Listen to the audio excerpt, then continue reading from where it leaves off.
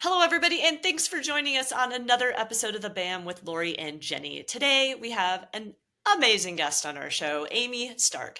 Amy is a master healer, and she's going to tell us all what that means here real shortly. She's also an author who has published her first book called Bridging the Divide, and we're going to talk all about that today. And she has her own podcast, The Stark Transformation Show. She's a badass mom, and she has a son that's in fifth grade, and we're going to talk about how she has made all the things happen. We're going to, dive into her journey, and we're very excited to have you on the show, Amy. So thanks for joining us. Well, I'm excited to be here. Yay. So many questions. Lori, you know that this is one of my favorite topics, right? Like I see a medium like once a year. I've done Reiki. I did Reiki 30 years ago. Like Oh, wow. not I didn't do it. Somebody did it for me and it was Yeah. amazing. So yeah, I love this topic. Yeah. Awesome. So fun. So much to talk about. Let's go back first so we can kind of set the stage for, I say you're a master healer. Let's explain what that means to people because Sure. I think they're going to be like, what is that? So a master healer just means that I have been studying energy medicine for 18 years. And 2 years ago, I went into a laboratory and was able to prove my energetic skills in a laboratory. So the point of it was to become a part of science that is proving that energy medicine is helpful for the body to heal. So they need to know that you can do certain things. So you're not just, it's more of a control kind of thing. Like they want to know that if they tell you to do something, that you're doing that thing. So they had me pass the energy between my hands, and they had a sensor that was able to see if it started and stopped, and they told me when to start it and stop it. They tested me by giving me a cup of water, and I had to change the pH level of the water to their indicated amount. So it was a 9.0 to start, and they said it had to be a 6.8. And so I was kind of like, all right. So I just channeled the energy to bring it down to 6.8, and I did. And I was actually shocked. I had no idea that my mind and body could be that aligned to change water in 5 minutes. I had 10 minutes, but I was like, I think I'm done. And then she measured the water, and I got it to 6.8. But the way that I broke the laws of nature is that the number of particles did not change in the water. So apparently when it gets more acidic, it should have more particles. And so she said, you need to put more particles into it. So I downloaded the energy into it. The particle count increased. And so I passed that test. And then she had me hook up to some NASA equipment. So the person who I was working on was scanned. So NASA uses this because like when they're up in space and they get sick or whatever, they need to know what's going on with them. There isn't a doctor there. So they take a look at their energy field to see where the gaps are or the holes or whatever. And this is apparently what they use. I had no idea. I found out in the laboratory. And so they scanned the person that was there, and they said, now you have to heal what she decides she wants healed, because like I could go in there and be like, I'm really good with like hips, I'll just fix that. They didn't want that. They wanted her to choose it. So she chose it. I do believe it was like her shin or something like that. And then they scanned her again. They saw that there was a change in the field, that it had looked like it was healed and she was out of pain. And then they had me do myself. So they scanned myself. I actually had a headache at the time, which I was really annoyed with, waking up with a headache and having to go do this test. But I was like, whatever. So she's like, well, why don't you work on your headache? So then I worked on my headache, and you could see a change there. And then one of the last things they had me do was some people run DC current from their body, which I had long suspected that I do, because I was able to jumpstart 2 cars with my energy that had dead batteries. What? So I also like tend to like drain a bat. Like if I'm too emotional or excited about something and somebody hands me like a phone, like a regular iPhone, I can drain the battery very quickly. But it's like a dirty trick. Can I hold your phone? Yeah. So like one time I was filming my son. He was like in this like little trikes thing coming down the driveway. And I was like, oh, he's so cute. And then he spun out of control basically. And so I like freaked out and I quickly shoved my phone in my pocket and caught him. And then I went to go get my phone and it had completely shut down. The whole battery had drained. So that's just like an example. But like when phones first came out, it was the worst. If I was emotional reading like an email or something like that, the whole thing would stall and I would have to wait like an hour for it to restart. So is it things you're touching? You have to touch things to No. So this is funny. In college, I also kind of suspected something was up because every time I'd walk under a street light, the street light would go out. And my friends knew it. They would be like, "Oh my God, look at Amy walking under the street lights." They're all just like Oh my blinking as gosh. I walked underneath. So I did always suspect that, and it's true. And they tested in the laboratory. How did, okay, I have a lot of questions, of course. First of all, how you got connected with the laboratory to test it, but then also, so you have different gifts, so the energy, and then you also have like a medium Yes. ability. How did you determine that you had all of these different gifts, and did they come all at once, or was it like one came Yeah. first and then the other? The weird thing is I was a science teacher. Mhm. So I was teaching in a school for students with emotional disturbances in Brooklyn, in one of the most dangerous schools in Manhattan or New York City. And I got really stressed out. So I started meditating and I had to leave that job actually. I could not do it anymore. I was just, Mhm. it was destroying me. So I started meditating and that's when all these gifts started opening up. As soon as I started to like get really calm, I started to know the future. I started to see things happening, which obviously I was shocked about because I was a science teacher and I just wanted to chill out. And then I was meditating one day and I thought of my twin sister and my eyes started burning. And I was confused because like I was just sitting there. So I opened my eyes and I was like, who was I just thinking about? And I was like, oh, it was Sarah, my twin sister. And then I closed my eyes and my eyes started burning again. I was like, you know what? Let me call her and see if she's okay. So I called her and I said, hey, are you okay? And she's like, oh, did mom tell you I have a double pink eye infection? And I was like, what the hell? I'm like, you're all the way in North Carolina. I'm all the way in New York.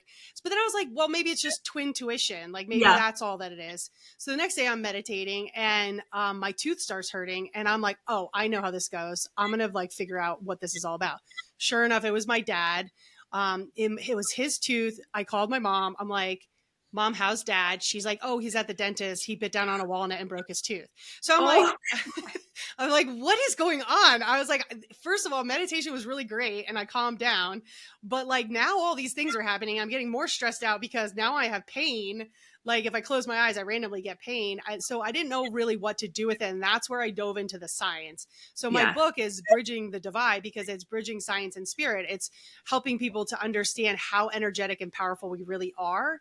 That like I'm sort of like a canary in the coal mine. Like I'm like very, very energetically sensitive, but all of us are to a degree, some more than others. And through me, you can see what's possible in the human experience. Hmm. If I, if I, you I have try. a question. Sure, go I have ahead. lots of questions too. But your sister, Mhm. is she, being a twin, is she have this ability also or no? Truthfully, she does. She's petrified of it though, so she doesn't dive in. Yeah. Got it. Because you have Okay. to be open to it, right? Like Yeah, if you're not yeah. open to it. And is It it is the hard. same? Is it the same if you're reading someone? Do they have to be open to it for you to be able to read Well, them? you here's the thing. You can read somebody, but you won't see things that they don't want to tell you. Like you Okay. can't find out things that aren't important or Sure. helpful. It does. It's like sort of like a law of karma. Also, you wouldn't want to like dive into something that you're not really supposed to know about. You weren't So invited into. yeah, like you have to. Yeah. It has to be a mutual kind of agreement in order to do it. And also like it's not helpful for the person like myself if because when I first started out I was walking down the streets of New York and I'd be like that person's gonna have a heart attack soon, that person Yeah. just threw up or whatever. Like I Yeah. could feel all these things. It wasn't very helpful. And so that's why I was like, what is the point of this? Like why do I sense pain in other people's bodies? Why do I could scan people's bodies and I could see things going on in their body like as if I was a human scanner, like a Yeah. CT scanner. But I wasn't a doctor. So I was like, what is the point of all this? So I started just grabbing at whatever made sense and trying to put it all together. And then that's where I became the healer, because I realized that there's like this class that you can take, which was Reiki, that Mm-hmm. that helped people to understand how the energy flows in the body. And I went, and I actually happened to be sitting next to somebody who had Parkinson's disease. And as the teacher came around and started channeling some of the energy and upgrades to this person, he stopped having any tremors. So I was like, Wow. that's very interesting. So then I started using my scientific mind as well as the energy, like seeing that I was doing, and putting the two together. So I'd be like, okay, if I do this, this happens. If I do that, that happens. Mm-hmm. And over time, I was able to just kind of put it all together. And honestly, the ultimate like icing on the cake of the whole thing was when I learned EFT, which is emotional freedom technique. Mm-hmm. And that's where you can tackle the mind, body, and spirit in a way that can transform your life very quickly. Tell everybody what it is, and then tell us how, because I've done it and seen like the videos, and you're like tapping, but it's like you see people tap it. That's what you're talking about, right? Yeah. You see people tapping, but you're like, well, how does that even work? So tell us a little bit about it. Sure. I was the same way. I was like, this is goofy. It couldn't possibly work. But then I ended up in a energy healing class, the science of energy healing. And they introduced EFT, and I was like, I'll listen, and I was blown away because it actually has biological basis for how it transforms our lives. So in my book, of course, I discuss like how that is, because EFT is multidimensional, like mind, body, spirit. It's transforming things. But ultimately, what it's doing is it's rewriting the programming that you have in your mind and body about how you see the world. So your programming comes from your trauma or your experiences in your life. So if you want to have a new reality or become a new person, you need to go to the past. You Mm-hmm. need to go to the trauma. You need to go to the energy. You need to unstuck it or release Yeah.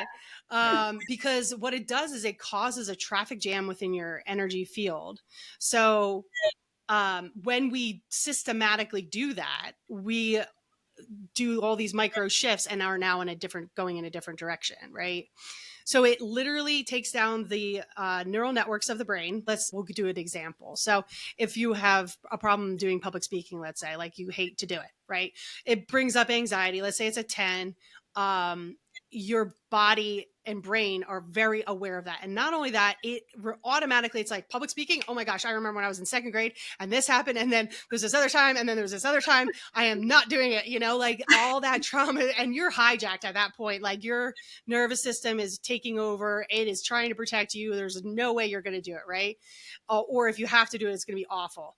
So you have to go to the past and you have to clear that one time, clear the next time. And the way that you do that is by introducing a new signal to the brain and body, which is calming. So that's why the tapping not Okay. only is touch calming, just like actually touching yourself, but tapping rhythmically is calming. So at that point, when you have this new signal that's introduced to this body that's having anxiety, the neural network in the brain says, whoa, what the hell's going on? Like normally when we think of public speaking, we're freaking out. Now we're feeling calm. This is actually a dangerous network. We're going to take it down, rebuild it.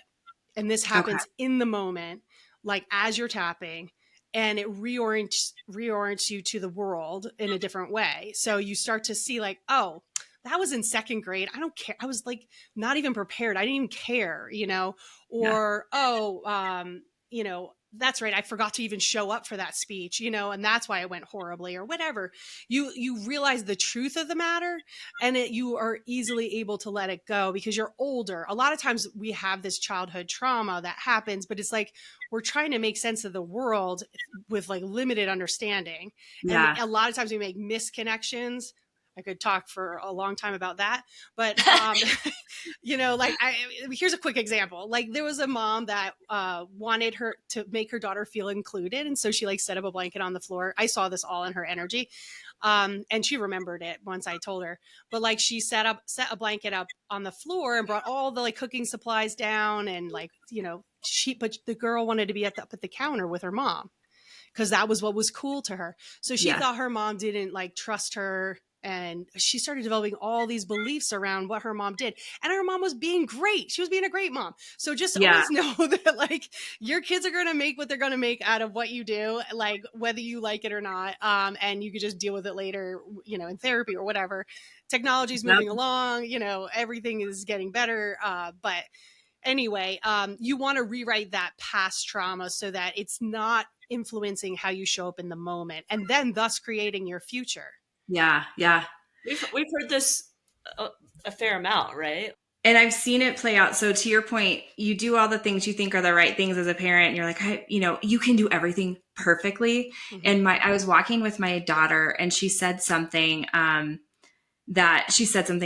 her childhood, and it had to do with us paying for something. And we didn't want our kids to be spoiled and entitled. And so we were like, we'll pay for this. You have to pay for this. And she had held on. That really upset her, and she had held on to it. And she's like, well, you wouldn't pay for that for me. And I was like, well, that's actually not, like, we paid for this and you paid for, but in her head, like, we were punishing her and so that, frames your future, right? Like, you carry that with you. Right. Yeah, I wasn't good enough for mom to pay for it. Like, she'll Yes. frame it however it makes sense to her from Yes. her previous experiences. So what's interesting is it develops this whole web or a lens in which you see the world. So if you were in gym class and you didn't get picked, you're like, oh, I'm never good enough. Nobody likes me. Then you start showing up differently, because then you're like maybe a little bit more awkward. You maybe don't say things as much. So it's like a continuing layering on of things that happen to you that creates how you interact with the world. And the best way is to go back, basically pull that original event out, like from the roots, basically in your brain and body. Yeah. And it changes everything. It's unbelievable. So from a energetic perspective, once you go through this process, which you're tapping and talking, and there's a certain statement that you say, and even though I'm afraid of public speaking or whatever, I deeply love and accept myself. The love and acceptance is super important as well, because you're loving on yourself. You're accepting where you're at. It's like, whatever, this is where we are. We need to start here. And that's what propels you forward, is because you need, a lot of people refuse to accept where they're at. They're like, no, but I want to be over here. It's like, no. You ain't getting over there until you know where you are. You have to know what the steps you have to take to get there. So, I just love, it's a fantastic tool. And when you do all that rewriting, you release that old trauma, that energy starts flowing amazingly. And all of a sudden there's a big golden light comes back and fills in the body to the original imprint that it was at before the trauma happened. Like you said, people have to be open to this. People have to go in and have an open mind, because if they go in and they're like, okay, and they're just not going to. Yeah, if you don't give it the old college try, it's not going to work for you. I mean, it will, biologically, it should work for you. I mean, we're all wired the same. We have cells that communicate through energy. We have fascia that holds on to that energy and information. I mean, it's all there. We have a neural network. We have a reticular activating system that sees things. I mean, we're all built very similarly, but if you don't tune into how you're feeling, or you don't ask the right questions of yourself, it's not going to produce the results that you're looking for. Do you think, like, to Lori's point, it seems that, and maybe it's because we live near like Boulder, like Colorado is pretty progressive and stuff, but do you think that this stuff is becoming more widely accepted? I do. I definitely have seen a shift over the last 10 years towards this. And honestly, the new shift that's coming is called quantum psychosomatic healing. Okay. So it's basically exactly what I'm talking about. It's honoring the fact that we're made up of energy. It's honoring the nervous system and how it processes trauma. So when we are in a state of trauma, this is really important. I discuss this in Bridging the Divide, because a lot of people don't really understand what trauma is. They think it has to be like absolutely awful, but there's big T, little t, and that's important to know. But ultimately, trauma is a state of overwhelm. The person does not know what to do in the moment. And oftentimes they feel alone, which is even more traumatic, which also is like another form of trauma. But ultimately, the memory gets split, like, of what happened, into a picture and an emotion. and that emotion is tied to the nervous system. And they will stay forever separated because you got in a state of overwhelm until they are reunited. And when they're reunited through something like tapping, where you're talking and tapping on the body, you're reuniting the talking and the body, and the memory can come together and get processed. So it's almost like you can see the full picture. So The like, truth of the matter. Yeah. yeah. Okay. That's fascinating. I have to ask. Well, there's two things. So telepathy tapes was one. I don't know if you've listened to it, but I'm like, I loved it. I love it so much. So I found that fascinating, and that we all have this ability to communicate through energy. But then you mentioned you were injured and healed yourself, and Joe Dispenza. Do you follow him at all? Yeah. Yeah, of course. Okay. And so, I mean, he talks about that a lot, but tell us a little bit about that situation. And is that kind of what got you down this path, like started down this path? Actually, truthfully, yes.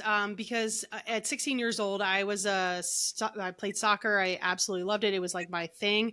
That gave me confidence and just loved life. Otherwise, it was kind of miserable for me.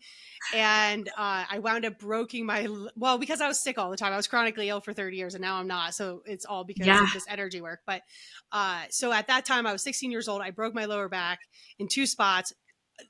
Very unusual for a 16-year-old to have that happen. So the doctors did not diagnose me for 3 months. They kept being like, "Oh, you're fine. It's just a slip disc. Like, you're going to be fine." And was this in soccer you brought Yeah, it's a genetic weakness that can happen to a certain population. And one of the moves that I used to always do in soccer was like a very fast twist. I played for 25 years. So like it was a lot of wear and tear on my body. At that time, I was only 16, but still nonetheless, a lot of wear and tear. And so I was forced to lay in bed for 9 months of my junior year, in a body brace. And I went finally after 3 months. My mom was like, "I got you a specialist, but he's in New York City." It was the most painful drive of my life getting into New York City. And then when we arrived, I'm like, tears are streaming down my face. I just lay down on the floor of the doctor's office. They call me in. This guy, this is why you go see experts. He's like, turn this way, turn that way, turn the other way. And he's like, "Oh, I know what's wrong with you. You broke your, L5 in 2 spots, and you're going to need a body brace, but you'll never play soccer again. You'll never play sports. You'll never have a stand-up job. You'll never have a sit-down job." And I was like, what? Like, what is going to become of me? Like I was shocked. So I went home, and my mom's like, "You can go get the surgery like he suggested, where they're going to like put screws and everything in there." And I was like, "I'm doing it. I can't have a life like that. Like maybe this will get me out of that." I slept on it. I woke up the next morning, and my mom was like, "So are we going to call the doctor and tell him we're going to do the surgery?" And I was like, "No." I knew mind, body, and soul, I was 100% aligned with that. I still look back, and I remember that moment. I know exactly where I was standing when I made that decision. And I remember thinking, why? Like, why? Like in the back of my head, like, why are you saying this? But I knew it was the right answer. And so I wound up staying on my back for 9 months, and I healed my back better and stronger than they could have imagined. Like the doctor had to call the radiologist and say, "Are you sure this is the same girl that broke her back just 9 months earlier?" Because it couldn't possibly be. It was stronger. Yeah. Wow. After that amount of time, after the self-healing you did, you were back to being able to do most things? Well, because of the atrophy that I had, it took another 2 years to really recover. And then truthfully, I went out on the soccer field and broke my ankle in 3 spots on the first day. No. Yep. So then I recovered from that, and then I played for another 10 years. It was like the universe was like, "Not yet." Yeah, I know. I was like, "God, are you kidding me?" And I was at Syracuse, and I'm like hobbling up and down these hills with like a broken ankle. I'm like, "Come on, Amy, how old are you? Like, yeah, what is up?" So, okay, so I want to talk about being a mom. So you have a son, and I want to talk about how obviously he's very aware, I'm sure, of your powers, right? Like I think our children are all aware of our mom powers, but so he's like, "Yeah, my mom she is badass." So how has it been raising him, and when he started to notice things maybe with you that you had some capabilities that maybe other moms didn't have. So, I mean, I just to clear up the things, I'm a gay mom, so that he already had to deal with that. So I kind of was like, I'm not gonna like layer on everything. So for a long time, he kind of just didn't really know. So like I would say probably like around 5, I started maybe talking to him about it. Though we talked about certain things like meditation, mindfulness, how we talk to ourselves, like those kinds of things. So I just didn't want him to have to navigate that and just like the super weird mom. Anyway, so he's been great. Like, first of all, every day I look at him and I can see the light that's in him and the light that was squashed in me when I was a child and how I didn't feel like I could be myself. And I am overjoyed to see that in him. And also I'm aware of how much healing I've gone through because of that. And I always wanted to be a mom and I never could have imagined it was going to be as good as it is right now or as it's been. Like I love he's it. literally perfect. Oh, I love it. Yeah. So I have a question. I have another friend, and she has a son, and they're a lesbian relationship, and they actually, her son calls one of them something else because they got so tired of hearing mom, mom, mom, mom, mom, mom, Yeah. mom. So I didn't know if there was like a special Yeah, name. so I'm mommy or mom and she's Okay. mama. Okay. Yeah. And so sometimes like when you're not really paying attention, you're like, are you talking to me? Like, was Yeah. that a mom or a mama? Like Yeah. or sometimes he slips and he'll screw it up. We screw it up, whatever. I mean, for the most Yeah. part, we know that's what he calls us. But to that extent, I mean, if any of us are out in public and somebody yells mom, my kids are out of the freaking house and I still turn around. So I don't know that you ever get away from that. Yeah, right. Oh, that's crazy. And I know we had kind of chatted about this previously on our pre-call, but I had asked Amy if she had seen any signs in her son of this ability. Oh, yeah. He definitely, when he was a child, right away, I saw some signs that he Yeah. has these abilities. He is 10, almost 11. So he's like a little bit want to be the cool kid. Yeah. And again, he has a mom that's a psychic medium and a lesbian. So let's Yeah, give him yeah. grace. Well, thank God he's handsome.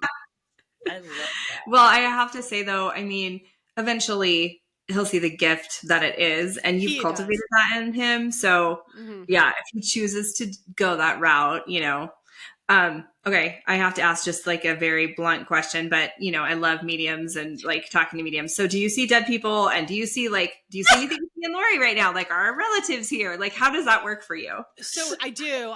So it was very interesting when it first started happening. Of course, I was very shocked and also scared. What the first time was when I was sleeping and I woke up and there was somebody there. Another time, so usually I've learned that I can set boundaries with them. So I Mhm. say, we're not doing this right now. You need to come back when I'm in meditation. Then I'll talk to you if I feel like I want to. Mhm. You always have to be in charge of your own space and time. So then I knew for sure I was connecting with people on the other side when I had a client who I was going to see.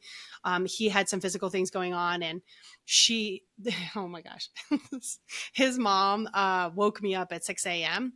Walking in front of my bed. Like I could hear footsteps, and I was like, I always wonder if anybody else can hear it. And my partner heard the footsteps as well.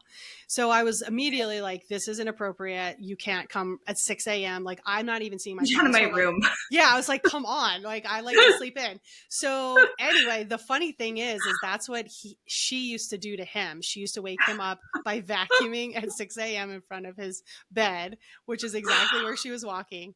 And so then I wound up getting all this information that was very specific to her. And Mhm.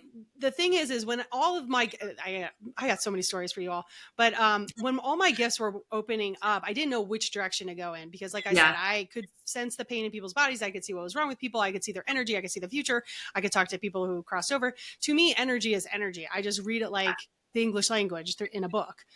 So I can, it's like picking up different streams of information. So I didn't know whether or not I was going to become a medium because that was happening and I was getting all these messages. And then I was walking through New York City and I saw and this is in Bridging the Divide as well, the story. I I saw a church that had like a fire sale going on with books, trying to raise money and whatever. But there was like 1,000 books, and I only had like 5 minutes. And I was like, let me go in there and just say, Spirit, give me a sign of which book is the one that I'm supposed to get. And they literally, a beam of light came down on the book. I went right to it, picked it up, and I heard, there's a message in there for you. And I was like, oh my God, this is amazing. This is really working out. Like the movie Serendipity, where she finds the phone number. Yeah, right. I'm dating myself. You're gonna freak. So I look at it. I look on the front cover, because usually it says like to Amy on the front cover. It was just some other Amy, and it's not. Nothing's there. I start like flipping through the pages to see if there's anything. Nothing. I'm like, oh, duh. Like the message is in the book, because it was about mediumship, and I had been asking, should I be a medium? Because that was what was happening. So I take the book home. I start reading. It's John Edward book. Edward book. Yeah. I say Edwards, but it's Edward. Yeah. Anyway, I'm reading the book. A note falls out, and it says, "Dear Amy." Shut up. I swear to God, I have the book. I could show you right now the picture of it. It says, "Dear Amy, this is not really your gift." And I had been wondering if mediumship was my gift, right? Oh my God. God. The person had bought the book for Amy, and the note said, "This is not your gift." And it said, like, we got you a subscription to his newsletter, because I guess you had to pay back in the day. Okay, and then it said, love, Andy, Kate, and 2 other names. And then she obviously donated the book with the note in it. I found it. Spirit told me where to find it, to be like, mediumship is not your gift. But I use mediumship when I'm working with my clients. So like if there's stuck energy and it's like usually intergenerational trauma, the soul that has crossed over will come forward and say, okay, and I have this in Bridging the Divide as well, the story of why my one client didn't want to step into her new job. Like she wanted to start a business, and her, I think it was grandfather, had stepped into his own business, like started it, and then got very unhealthy and lost everything. Mm-hmm. So like that was still stuck inside her DNA and her energy, and she needed to clear that. So he came forward to be like, hey, guess what? This is what's keeping her back, from starting her business. So it's very interesting how it all comes together, but I just go with like the flow and whatever the energy is telling me to do. Well, and when my dad passed away 3 years ago, and we would have conversations about this kind of stuff, and he would always say, we're just energy. So I'll be here. It's just energy. I'll just be in a different form, which gave me a lot of peace after he did pass away, knowing he's still there. Yeah. So anyway, he is behind you, on your right side. Yeah. Very would not be surprised at all. What's that? I'm not surprised at all. Yeah, he has a very solid presence, very, very, very nice presence, like a nice, calm man. And he would actually, even my former like jobs and stuff, he would actually come visit me at work and like check things out and stuff like that. So it wouldn't be surprising at all if he was just like standing behind my desk. Yeah, he's right behind you. And that's the whole thing is oftentimes they are with us. And that's why I share my stories and I teach about it in Bridging the Divide, because I want you all to know how powerful you are. I want you to know the tools and techniques to be able to do what I do, but also to know that they are just right there. Like if you are needing to call on them, they are there. You have the souls that have crossed over from your own family, but also angels and God, or if you believe in that, higher power, the universe. It's a quantum energy. It's everywhere, and we're not alone. So ever, if we unless we want to be, we can disconnect ourselves from that. I love it. I feel like we have so much Lori, more. You have a female Lori on your. That's your left side? Yeah. Maybe it's my grandma. Yeah, it is. It is your grandmother. What's her name? Her name was Christina. Okay, yeah. She was kind of making those kind. I'm not good with names. I felt like it was like tick tick tick tick. So yeah, I felt that like fluffy energy, like it was a soft name like that. Like. So your wife, obviously, she's been very supportive of you. How has that helped your relationship, or has it? Well, she was actually the first person who ever introduced me to metaphysical stuff. Really? Yeah, and she actually is not at all like into this stuff. She helps. I know she's all into pharmaceutical manufacturing, and so like she's totally on the other side, but she appreciates what I do, obviously, and believes Yeah. in the work that I do tremendously. And so she walks a very fine line, which is very fun. But it's so interesting because one, she introduced me to metaphysical stuff. Two, I finally felt comfortable enough to say to her, I think I can heal with my hands and I have no idea what that means. And she was like, Hmm. oh, there's a class right down the street you can take. I was like, how about I just try on you? And she was like, no. She was like, Yeah, no, thank you. you have to take the class Yeah. first. I was like, I'm so glad she did say that though, because it forced me to go get classes and like realize that there were more people like me and stuff like that. So over the years, I mean, obviously she gets to hear about the unseen and the amazing stories and things like that of transformation and how I help people, and people come up to her and tell her. So she gets to live that life as well. But more importantly, like we support each other in so many ways because like she teaches me things that I need to know that I share actually probably in bridging the divide. You know, she's always on the hunt for what's the new thing to try if you're trying to heal yourself, and I will take a look at it and try it out, and I'll do vice versa with her. But we hold each other to high standards, you know. Mhm. If she's going through something, um she will say, okay, what do I need to know about what's happening in my body? Like, where's the Yeah. stuck emotion? Where is the energy blocked? How can I fix it? Can you work with me on that? So obviously she has all the help that she could need, as well as my Yeah. son. So that's nice. But she certainly has helped and supported like my ridiculousness over the years, because it Well, was a very windy journey. it's probably good that she's not into all this stuff, because I think about like if I had married someone who was, oh my God, they would leave me in about 6 months because they'd be so tired of me asking questions. What is this? What is this? Do you see this? You know what I mean? Like you need Yeah. that balance. Yeah, we're You very know? much yin and yang. I always say the best thing I ever did was marry a neurotypical person, because, like she takes care. Like the car is all taken Yeah. care of. The filters get changed in the air conditioning. Like that's not me, but I will take care of the family in different ways. You know, I create a Yeah. home. You know, I will be like, oh no, we're not doing that investment or whatever. Like Yeah. I'm good in other ways. Yeah, can you tell, like, speaking of investments, like, do you get a sense of like, oh, the economy is going to take a shit. Here's what we got to do. Like, do you get those downloads? It would be more personally related, Hmm. economy kind of things. Like I don't really Yeah. care about what goes on in the outside world, and Yeah. largely that is due to the fact that I know that I create my own reality. Like I Yeah. Yeah. understand that how I see the world is how the world is. So I don't tend to focus on the negative things, because I know that Mhm. one, I can't change that. Also, I'm not interested in things I can't change. Yeah. So Yeah. Totally. I would rather help the people that are in front of me, or you know, that's why I'm bridging the divide, to help masses of people. So I'm more talking like, oh, house is a good investment, or you know, I once Okay. worked through an investment thing with her back in the day. That was also when I knew for sure that things were happening that just were unexplainable. So tell us how you work with clients now and what you offer. So you do energy healing, EFT. Tell us a little bit about So I'm your. not working with clients right now. I'm not taking on Okay. any new clients. So that's why I have the book. And then Okay.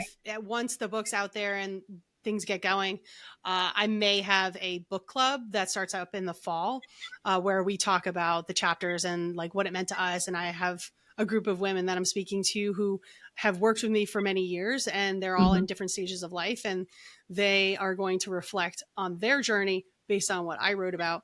So it's going to be pretty fantastic, I would think. But I'm still, you know, tuning into everything. It's a lot going on right now. Oh, Yeah. that's awesome. Yeah. And then And where is it available? Everywhere? Amazon. Yeah. So there's hardback, paperback, ebook, and then hopefully one day audiobook.